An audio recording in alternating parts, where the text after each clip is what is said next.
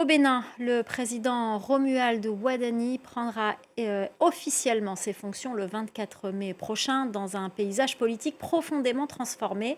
Le 24 mai prochain, donc, le FCBE va quitter l'opposition pour rejoindre le camp du nouveau président. On fait le point à Cotonou avec notre correspondante Emmanuel Souchi. Écoutez, c'est dans un paysage politique qui n'a plus grand-chose à voir avec celui d'il y a 10 ans que le nouveau président Romuald Wadani prendra officiellement ses fonctions le 24 mai. Vous savez, en 2016, quand Patrice Talon est arrivé au pouvoir, eh bien, le Bénin comptait plus de 200 partis politiques. Depuis, il y a eu les réformes du système partisan, des réformes qui ont profondément resserré le jeu. Et 10 ans plus tard, il ne reste plus qu'une dizaine de partis. Alors, autre changement, eh bien, c'est l'affaiblissement de l'opposition. Le parti Les Démocrates n'a plus d'élus. Et quant au parti dit de l'opposition modérée, FCBE, qui était face au camp présidentiel lors du scrutin d'avril, eh bien, il a rejoint la majorité présidentielle peu après le scrutin. Ne sommes plus dans l'opposition. C'est aussi simple que ça. Ça ne devrait même pas surprendre.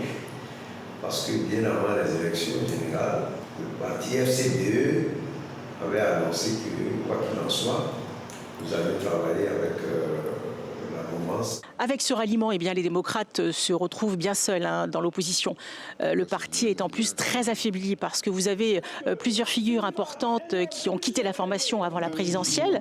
Mais malgré cela, eh bien, ceux qui restent veulent continuer à faire entendre leur voix.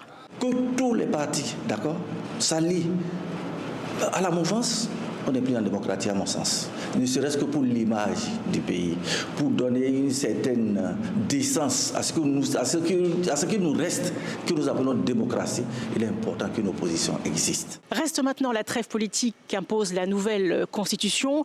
Alors officiellement, le débat n'est pas interdit. L'opposition peut contester à condition de proposer des alternatives sans appeler au blocage des institutions. Alors dans les prochains mois, eh bien, on verra comment les irréductibles de l'opposition parviendront à faire entendre leur voix.